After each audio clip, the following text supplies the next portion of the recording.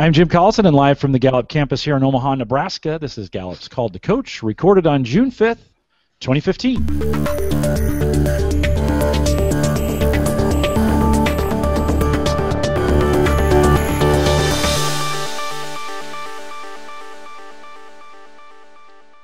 Call to Coach is a resource for those who want to help others discover and use their strengths. We have Gallup experts and independent strengths coaches share tactics, insights, and strategies to help coaches maximize the talent of individuals, teams, and organizations around the world. If you have questions during the webcast, we do have a live chat room available for you. It's right below the main video window here at coaching.gallup.com/live. Best way to get the questions into the program, we will take your questions live, so log in, join us in the chat room. You can log in with any social network or even just create a guest account. We'd love to have you in there as well.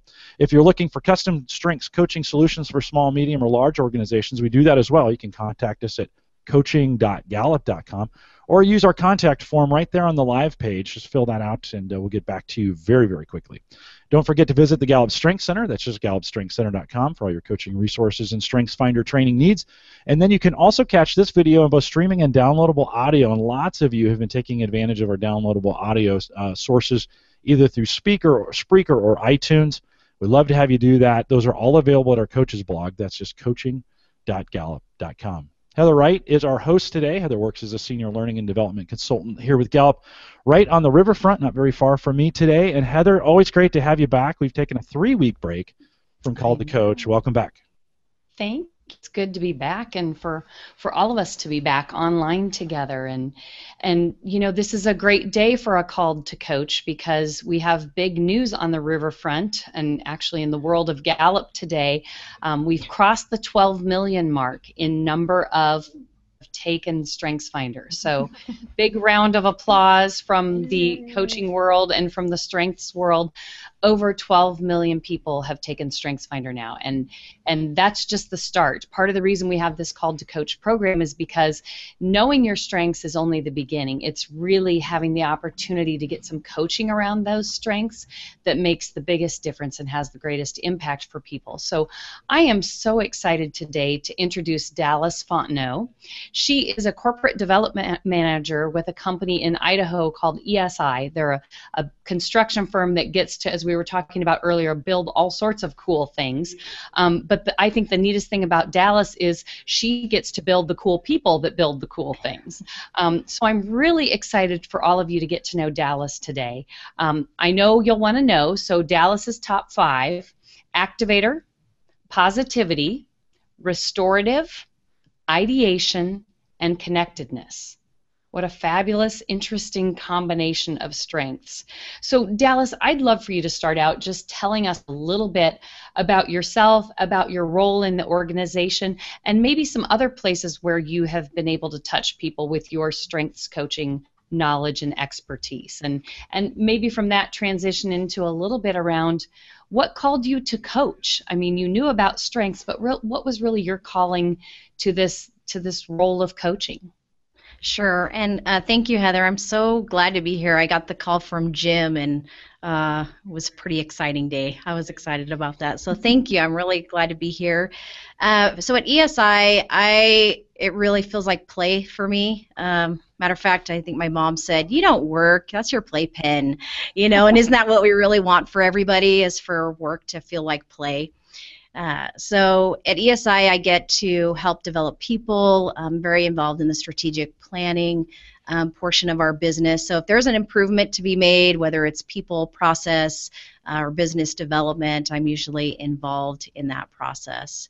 So I'll eventually get to what we're doing now, but to answer your question, how I was called to coach, that's really funny, because as I look back and now knowing my strengths, I look back over my life, you know, encouraging and helping people has always been very much at the core of who I am. And before it was officially part of my job, people would nickname me the company counselor, or you know, my boss would send me an email and say, "Kick that person out of your office," or you know, earlier in my career, I'd get the "wrap it up in there." You know, there was just this natural, you know, yearning and draft to to coach, to counsel, to teach. And, I laugh about that now because as a coach, we call those clues to talent, right? Those are those, you're just naturally drawn to it. You get lost, lose track of time. So about 3 years ago or so, one of our subcontractors, I was talking to him in the lobby, and he said, you seem really positive. Have you ever heard of StrengthsFinder? Oh. No, I haven't, but I think I had taken every other assessment out there, so I could tell you, what color, what animal, what, DISC, Myers-Briggs. I had, gone down all those paths, and so I had taken the assessment and was so fascinated at how accurate it was. I, began to realize pretty quickly the benefits of it, not only here at ESI, but just in general with anybody who's in a relationship with anybody, which is everybody. And so here at ESI, we have about 270 employees, and we're Idaho's largest privately held construction company. And we, as a company, have really, just like any other growing or thriving business, have experienced growth pains. So we went from that very family feel, everybody's connected, everybody knows everybody, to, oh, this is starting to feel a little bit more corporate. And, well, for someone who has connectedness, that didn't feel very comfortable for me, so I wanted to do something about that. And so, as the bridge builder that I am, I started recognizing some of the benefits and, had 5 people take the assessment, then 10, then 20, then our leadership, and I had to build this case before I wanted to, roll that out. I didn't want it to be another program. I didn't want it to be, we're just going to have this development program. I wanted it to be very natural, and I wanted people to understand the value of it. A little side note, I think, and I mentioned this earlier, that in all of that discovery, I recognized that my boss and my husband shared 4 of the 5 strengths. And so if you want to know about, maximizer, strategic, futuristic, competition, I could probably write you a book about those strengths. I've looked at You've done deep research about those about things. 3 years of looking at them from every angle. So that's been really fun. And you'd think after 28 years of marriage, someone inside and out, but we've had so much fun just really understanding deeper, the contribution that each of us make to just our marriage. So anyways, after, I had about 20 or so people in our company take the assessment, I was able to communicate the value that it would have, for engagement, and, just that, not just statistically from an engagement feel, but very much, hey, we're a family here. Let's feel, I want it to feel like a family. Right. And I found a local strengths guru, Rochelle DeLong, here in Boise, who then became my executive coach. And she was instrumental in helping me understand my own strengths. And I believe everybody needs a coach. Even coaches need coaches. And so that in itself was just a pretty big leap for my own personal development, and having her, part of that. So after spending a couple of years reading every publication, almost obsessively watching every video, and practicing a lot, leadership, strengths-based leadership, Strengths 2.0, live in your strengths. I mean, I just asked my husband. It was nights, weekends. I'd wake up early and I'd watch videos and read books, and so just really trying to understand at a really deep level my own strengths and the people that are in my world and how I could help them. So since then, I got my certification in January of 2014, and was fortunate enough. Kurt was one of the trainers, and just a depth and wealth of information. I probably conducted 10 to 15 Discover Your Strengths workshops here in Idaho, within ESI, our mayor, our city leaders. I've gotten to do a lot of that fun, and my connectedness loves making the connection that, when you have the chief of police and a bunch of sergeants and undercover detectives in a room, what are some of the shared strengths that you see? Those statistics, those numbers are always very fascinating to me. So, and then inside of ESI, we use it to chart our teams, and not necessarily as a selection tool, but as a, hey, this team is going to be really strong at this, and here might be some vulnerabilities this team might experience, and getting them talking early in the process, so when they go to build a project and they're, they can know from the beginning, have some real intelligence about their team. Oh, very good. Yeah, so I'm in a great position. I get to do what I love, and building strengths-based development here at ESI and outside of ESI, so it definitely feels like play. That is, well, and isn't that the true, picture of engagement when you come to work and you don't feel like it's work? It's just you get to do what you do best all day long. And absolutely. How lucky for you, and how lucky for the employees of ESI and for your community too. Sounds like a great fit. I'm always curious. You mentioned, especially at ESI, kind of building some of those team strengths grids and as a platform, or with the police chief and his sergeants, getting them to look at what do we have in common and what do we bring uniquely. I'm curious with the groups that you've worked with. I know other coaches always want to hear success stories. What are the ways that you have been able to see impact on people and their performance and their awareness and their partnerships because of some of the coaching you've done? So tell us one or two of your success stories that kind of come to mind for you, Dallis. Well, I think the first one that comes to mind is when we started charting our teams here at ESI. We started looking at our owners. We have 2 owners of ESI, and this has just been such a fabulous transition to watch. It was more of a good to great story, and one of the owners has context, and he's kind of the numbers guy. He's the CEO. He's former banker, and then you have the other owner who has futuristic, and to watch that transition going from that tension of one wanting to always look back and the other one always wanting to look forward, and watch them learn to just absolutely leverage each other's strengths.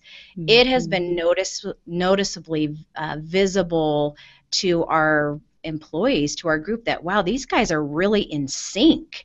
And I love the way our futuristic president says, he's arming me with really good data to make great decisions. And I love that partnership. I love seeing that just click for them, and watching them really continue to learn different ways to leverage each other's strengths. It's funny, when you and I were talking earlier in the week in preparation for today, you mentioned a term that I want to make sure we share with other coaches. You talked about that emotional allergy between teams. And it sounds to me like, I know from my work that oftentimes people think that there would be an emotional allergy between context and futuristic, that we approach things from such different perspectives that sometimes those might clash. Talk to me a little bit about your philosophy of the emotional allergy between themes and how you coach around that or use that in your coaching. Well, I think for me, emotionally healthy strengths are critical. I mean, you can have a lot of knowledge, you can have an understanding of your strengths, but if you don't have the emotional health, you're just, as Kurt would say, you just end up becoming a bad poster child for that strength, right? And so, I want to help. For me, I want to be the best representative of positivity and activator, and I want to help other people be the best representative of those strengths and really bring their strengths to the full measure of what they could be. And so when I think of strengths development, I really want to start with that emotional health of the strength. So I have an emotional health spectrum that I use that is quite humbling because it categorizes behavior in emotional infant, child, adolescent, and adult. And so then when you're looking at your strengths, and we have those great theme insight cards that say, what does restorative need? What does positivity, love, hate, contribute? And so some of the times we'll begin developing these emotionally healthy strengths, asking ourselves the question, how do I respond to people when I don't get what I want? How do I respond to, responsibility person? If you hate disappointing others and you hate being disappointed, then what does it look like if someone perceives you as irresponsible? And how do you manage that? And so helping them to really understand how to manage and strengthen their themes from an emotional healthy standpoint. Emotional intelligence 2.0, I highly recommend, would say that 58% of your performance comes from your emotional intelligence. And so if you have everything else figured out, it would say the CEO is hired for their intellect but fired for their lack of emotional intelligence. Helping to break down, just not am I emotionally intelligent as a person, but how can I really dig deep and make sure that each one of my strengths are showing up in the most emotionally healthy way. And that to me, and maybe it's an activator thing, it's a fast track, it's a fast path to success, because you're really learning to make sure that not only are your strengths productive, but they're healthy, and they are you have an awareness, you're able to manage them, you understand their positive and negative impacts socially, and then how they show up for you in your relationships. And it sounds to me like, I don't know if when you went through your certification with Kurt that you talked a lot about the raw and mature aspects of the themes, but that's exactly what Kurt's always talked about, is just even how do we help people move from the raw infancy and emotionality of a talent to that mature, emotionally intelligent delivery of that talent. Right, and I think we just have to be courageous enough to ask the question and ask ourselves the question, and ask the people in our world that we really trust, the question of how do I respond, and if we're going to have a conversation about how do I respond when I don't get what I want, how do I respond when I can't control someone's perception of me, and as a coach, you really have to do your own work first. Absolutely have to do your own work first in order to take some people through this process and feel what it feels like. What does it look like to bring your strengths to a more mature version of them? And so that's been a fun journey for me as well. Good. Any other success stories you want to share? Oh, yeah. On a personal note, a really good friend of mine, Candy, who is by the way, a pretty effective coach herself, she experienced a pretty amazing transformation in her relationship with her 2 adult daughters. And this thing I love about strengths is its application to not only corporate world, work world, but its application to, really the place that it matters the most, and that's family. And so she has 2 adult daughters. So Candy has relator, restorative, individualization, deliberative, and analytical. And her oldest daughter is, has a very similar strengths than she does. And then her youngest daughter has woo, positivity, includer, communication, right? So were there some opportunities for some tension and I don't understand you, and yes, absolutely. And so again, I think that connectedness in me wants to make a connection between where there's going to be tension or where there could be a potential problem or where there could be a potential strength. And her daughter's strength of positivity really needed some of that verbal affirmation, those words of encouragement. And Candy and I have talked long about her deliberative would sometimes want to put the brakes on too much praise. And so just to watch their transformation and watch their relationship go from really, I don't understand how you think, to let's celebrate that you have woo, let's celebrate that you have positivity. And that has just been so rewarding to watch that transition. So that's another one on the personal front. That's a good one, because I think about just even positioning ourselves as family members and what responsibilities we take on in the family. And we've got one of our kiddos, so like you, I know you have a 12-year-old daughter. I have a 12-year-old daughter and two 12-year-old sons, and one of them, they've only done Strengths Explorer. We haven't done the full-fledged Strengths Finder yet, like your daughter insisted on doing. But we're just sure one of the boys is going to have Woo. And he's like the guy. The other two have learned. It's like, he'll talk to anybody. He'll go up. If we want ketchup and we don't have it at our table, but someone over there does, we'll send Hogan. He'll go get it because he'll talk to anybody. He's super comfortable, like, connecting with strangers. And so they've even started to work that as a family of how do we reach out to others. So that's fun to hear that, just even for Candy to better understand her own daughters, but then for those daughters to appreciate and just think about their partnership as time marches on. How do we step up and carry on family traditions? Who's the right one to carry which torch? How do we partner together to take care of mom in the years to come? Those kinds of things can be so powerful.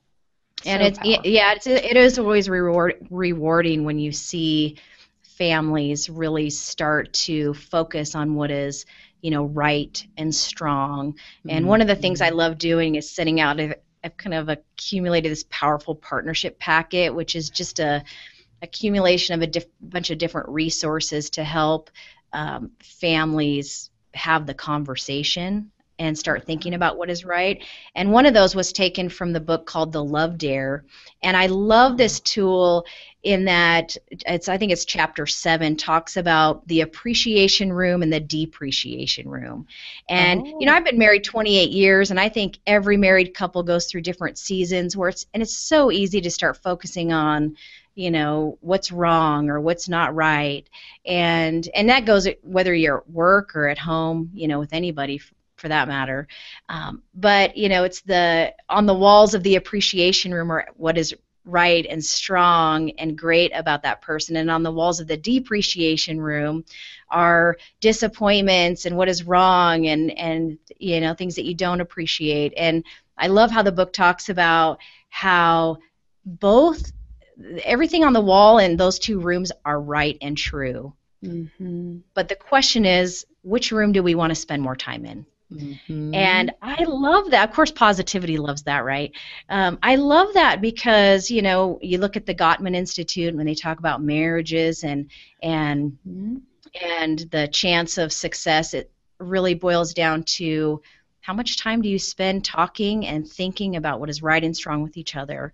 And if we really want happier relationships, it takes some intentionality to do that. That's really right. Well, and Danny Kahneman, who has been a Gallup senior scientist, Nobel Prize winning, done a lot of his research around the emotional economy. And he'll show in his data that we almost need, it's a 5-to-1 ratio of, for any of that depreciation or that negativity, we almost need 5 more pings of appreciation to kind of balance people out. So when you think about where you spend that time, it's almost as though, if I go down that depreciation path with my partner, how do I then kind of make sure that we get back to enough appreciation that we're on good standing? And I think you're really right. If we can help families think about that. I've got a friend from a small group at church that they have what they call the appreciation plate, and it's just a special dinner plate that it gets set at someone else's place each night at dinner. And so what happens then is if you're the person who lucked out and got the appreciation plate to eat your dinner off of, everybody else at the table has to say something that they appreciate about you. And what an easy, quick, family way to just, like you said, sometimes we have to be really intentional about it. We want it to be genuine and sincere, right. But those little prompts help us kind of remind ourselves. And how does that change the rest of the evening and doing homework and getting chores done around the house if we've had the appreciation plate at dinner as opposed to, something else that may occur?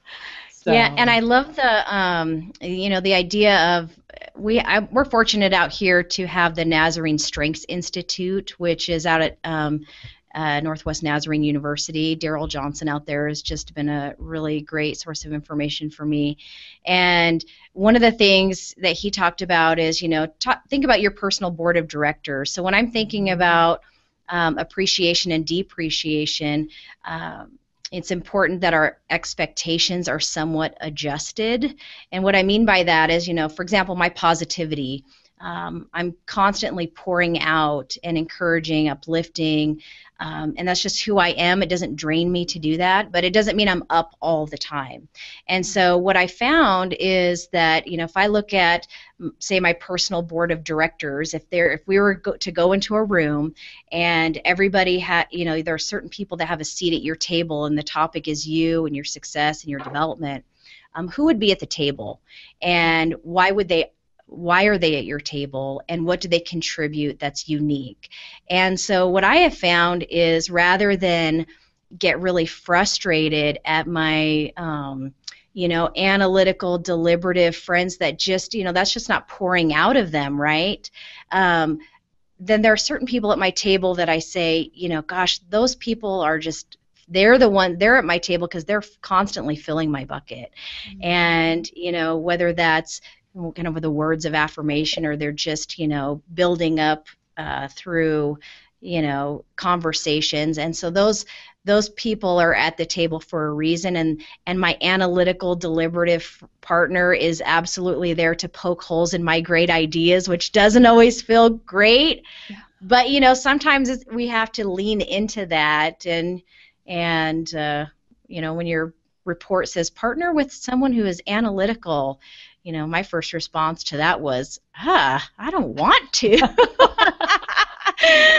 Why would I do that? I have ideation. All my ideas are great, right?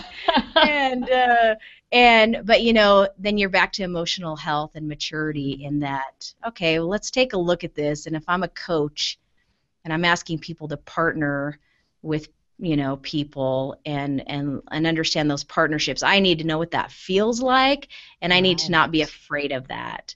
And so that's how did you do that, Dallis? I'm curious. If your first reaction, I appreciate your honesty and your candor about, I don't really want an analytical in my life, but who'd you seek out? How did you kind of follow that advice, and how'd you hold yourself accountable to that?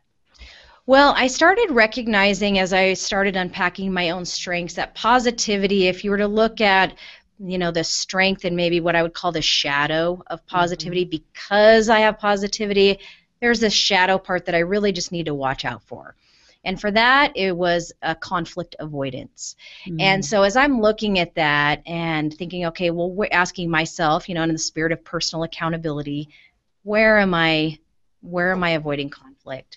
And I started recognizing a pattern in my own life that when I had these great ideas and I really cared deeply about them and I felt like, oh, these are my baby and I just really care about this idea, I would avoid having conversations with people that I felt would be overly negative.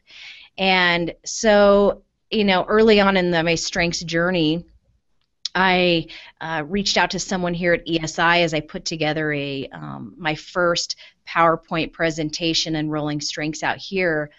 And I went after the one guy that, was analytical and he was constantly poking holes. Mm-hmm. And I wanted to do it because I wanted to appreciate what he brought to the table and stop doing what Albert Einstein, that quote about, if you judge a fish by its ability to climb a tree, it will spend its whole life feeling stupid. Uh-huh. And so I started taking some responsibility and saying, okay, well, maybe I'm not measuring him based on his strengths. Maybe I'm measuring him against mine, and that's why I'm feeling so frustrated. And so I asked him, I said, hey, I want to run this through about 5 people. I really value your opinion, and I really want your analytical to just poke some holes and bring to attention maybe some things I haven't really thought of. And his first response was, I don't think you want me there. And no, I do. I don't want to do the easy thing. I want to do the right thing. I want to do the hard thing. And if I'm going to be responsible and do what my action item says, then I really want you there. And it was so amazing. I can't even tell you. His contribution was exactly what I was hoping, was asking questions that I didn't really think of, and then to watch him light up that and feel valued, and because then I'm no longer measuring him by how positive are you, I'm measuring him on how analytical are you. And so I think just at a human level, we all want to be understood and valued for what we contribute. And I think we start getting on real dangerous ground when we start measuring, other people's strengths against ours. I just love, because what you've really called out, as I've always said, it's about value and appreciation. Mm-hmm. And I love that you said when you valued and appreciated his analytical, what joy that brought for him. That's what it's all about, isn't it? Yeah, and it was so noticeable that other people in the room said, "Wow, what did you do to that guy?" That was like having a different person at the table. Well, that's what it looks like when you value and appreciate somebody. I mean, you really get a better version of them. Yeah. And so I want that message, whether it's teams and managers and their groups, or, spouses, parents, kids, I think that we could all really work on that. One of my favorite stories is I was coaching. I have a life and leadership training that I do that's strengths-based with high school students. And you've got the 15-year-old boy in the room that has command. And his mom is not understanding why this boy wants to constantly take charge and be the boss of the house. And she's a single mom. And to help her understand him and what he might need, and then help him understand the appropriate use of the strengths, because that's where the value is. It's the appropriate use of them. So to tell him, like, if you look at your strengths as tools in a tool belt, when you're on the football field, it is absolutely valuable to be taking charge and let that command just go crazy. But when you're trying to boss your mom around and take charge of her, that's probably, you need to just put that thing away for a while and lead with something else. And so that's, to me, has been huge and eye-opening and fun to talk to parents about what that looks like, and and high school students also. Oh my gosh, what fun. So what about best practices, tips and techniques that you have used as a coach? People are always hungry for kind of novel approaches or new ideas, or just to kind of hear from you and let their maximizer take it from there. Talk to me a little bit about some of your tips and techniques that you would share with coaches. Well, I think, back to the emotional intelligence piece again, it's really kind of overlaying that with the strengths, looking at the cards individually, helping people understand, taking personal responsibility for some of those emotional allergies that are happening. So, as you look at that, what do I need? What do I love? What do I hate? How do I respond to that? How could I respond better? I read a lot of books, and so the connectedness part of me, maybe it's a connectedness restorative that is, I had to laugh in the pairing book. That pairing book is amazing, by the way, that you get in the coaching kits. Yes. I use that quite a bit. So in the pairing book, I think my restorative connectedness said something along the lines of, I feel compassion for the whole planet and its inhabitants and seek to heal its ills and fix its flaws. That is no small task. Wow. Okay. I don't know about the whole planet. No pressure, Dallis. Yeah, seriously. So I laughed at that because I realized I operate out of that a lot, and I deeply care, about helping people feel better and have less stress and that type of thing. But as far as, really focusing on helping make the connection to resources that are available to them, so emotional health or emotional intelligence 2.0, bringing in books and resources so you can be a better resource for the people that you're coaching, understanding how to strengthen and manage those themes, making the connection and letting your clients really just talk about where that tension exists and how they can move that from an unhealthy tension to a healthy tension. So I use the pairing book a lot. I use the insight, the theme insight cards, the theme dynamics cards, really just helping people to understand all of the different facets of the strength. Because, you can read your report, and if you use that as your only source, it's easy just to put it in a file folder and not think of it anymore. And so you're so right, because there are so many facets. You're saying helping them understand the facets, and I think that's especially in an organization like yours, where lots of us may show up with similar talents, yet my facet of activator may be very different than yours, or my maximizer may use some facets here at work and others at home.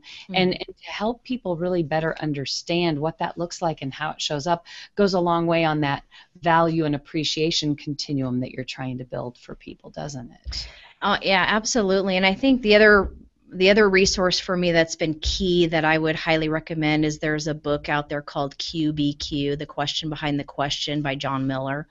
And what I found is if people want to experience, an accelerated path forward, they need to start asking themselves better questions. And so what that looks like is, how can it's kind of the spirit of personal accountability is what the book is all about, and asking better questions to get better results. And so how can I use my strengths? And so then you get to the, what I found is people will start, and then they hit a roadblock.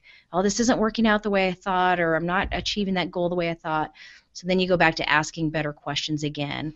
So that didn't work out. So how can I, take personal responsibility and own that and find a different path, and constantly going back to asking yourself better questions that really unlock some creativity and solution focus, rather than assuming that victim role of, this is happening to me and it's not working, because then you just end up stuck and you end up blaming other people. And so some of these resources paired with strengths development, asking better questions, and then emotionally healthy strengths, understanding where that's showing up on the health spectrum, really has been, I think, key to some of the successes. I love it. I love it. Jim, I think Dallas and I could talk all day long about strengths and our passion about helping people better discover their strengths and apply them to both their professional and personal lives. I guess you might have some folks in the chat room with some questions for us. Yeah, pretty anxious in here and get a few questions in. Dallas, one of them was a question I'd asked you early on before we started the show, is your restorative and your positivity. Okay. And so can you talk a little bit about that and how those work together, and how they work together for you? Sure. When I was in training, Kurt called that a paradoxical pair, and he assured me that was a good thing.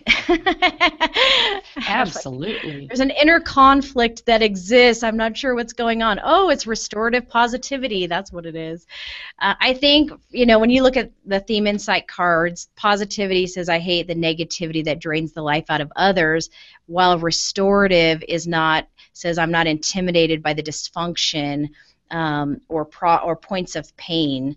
And so I think as a coach, what I look at it like I'm so willing to look at both sides of the coin. I don't want to just spend all my time talking about the strength of those themes, but let's look at where there might be some potential problems that exist. And if the fastest path from A to B is the path of least resistance, let's remove some of those obstacles that might be preventing you from getting there. And so I like to just lift the hood and see what's underneath and see what's beyond the obvious. And so I think I'm firm when I need to be firm, and I'm gentle when I need to be gentle, and I think positivity and restorative really help me do that, dip into both buckets when needed. One of the things you mentioned to me as we were talking is you have the ability to kind of smell out negativity for negative sake, as opposed to actually being constructive. So when you're with a group and they're maybe being critical, if it's critical to make things better, that works out really well. When it's criticalness just to be negative, you kind of call that out. Is that? Absolutely. And I think one of the questions that I'm always asking that to help people make that shift from being stuck in the critical, blaming, feeling like a victim, is, what do you want? And it is a funny story because my sister and I, she's analytical restorative, so there might be a tendency there to overly focus on, points of pain, problems, and instead of forward thinking. And so we have just enjoyed leveraging each other's strengths when it comes to that. So the question I always ask is, what do you want instead? And so most people, when they're in that mode of blaming and criticizing and complaining, they're not thinking, what do I want? They're focused on what do they don't want. And so when you ask the question, well, what do you want? Well, let me tell you what I don't want. No, I didn't ask that. What do you want? And so then all of a sudden it helps them go into problem-solving mode instead of feeling, victimized by their situation.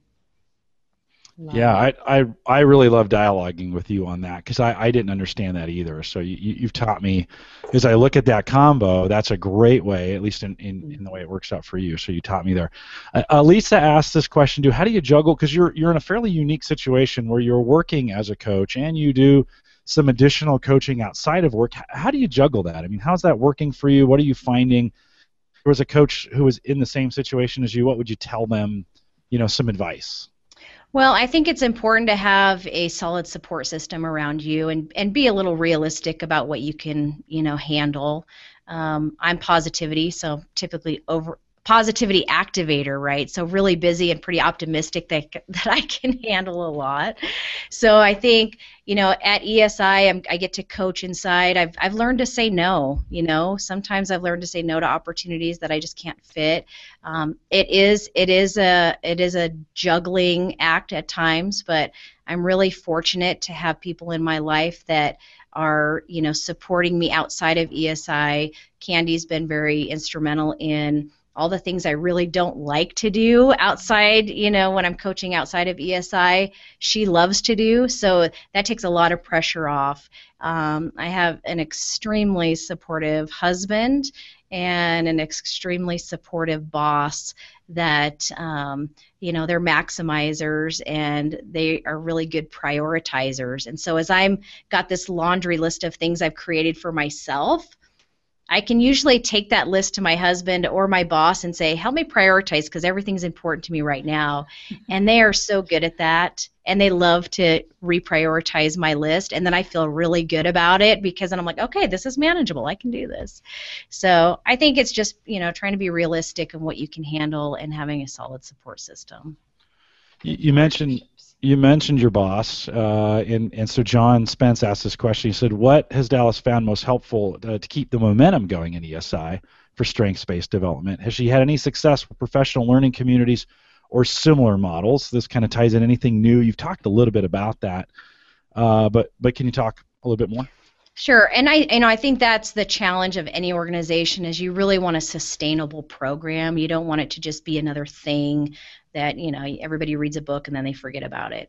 And so for us, we're pretty intentional about weaving strengths into, say, a state of the company address, or we have these really great, I have to show you this, I hope they show up, but we've made these really great nameplates that are branded to our company that have everybody's strengths on there. So those are on the desks of everybody in our office.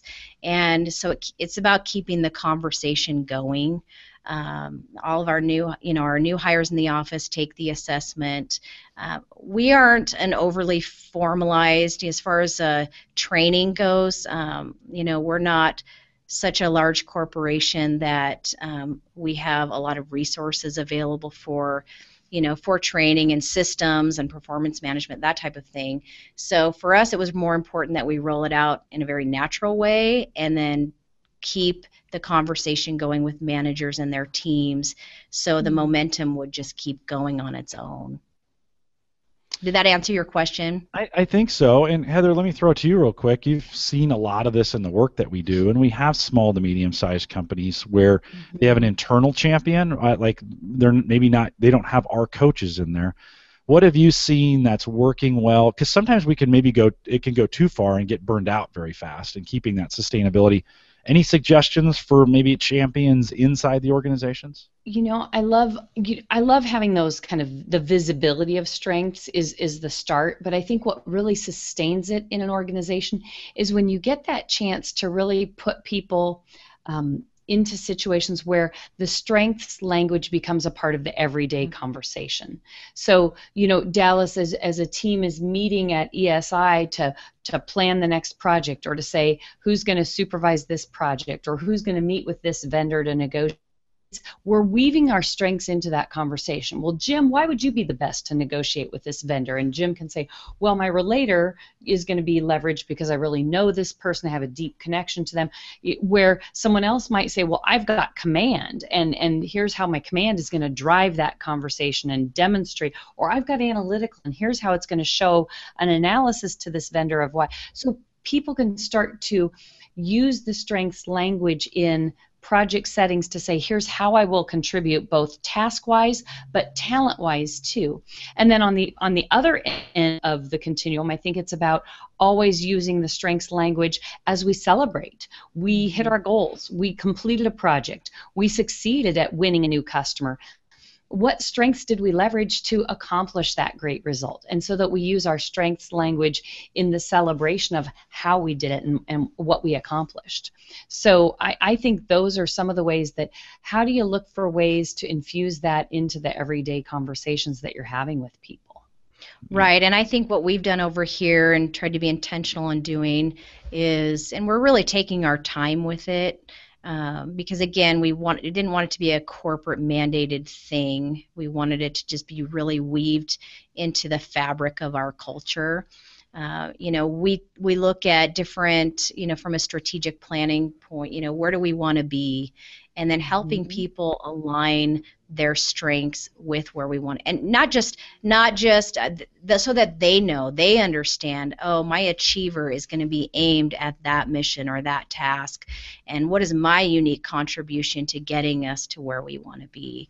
And so those, again, I would say be patient.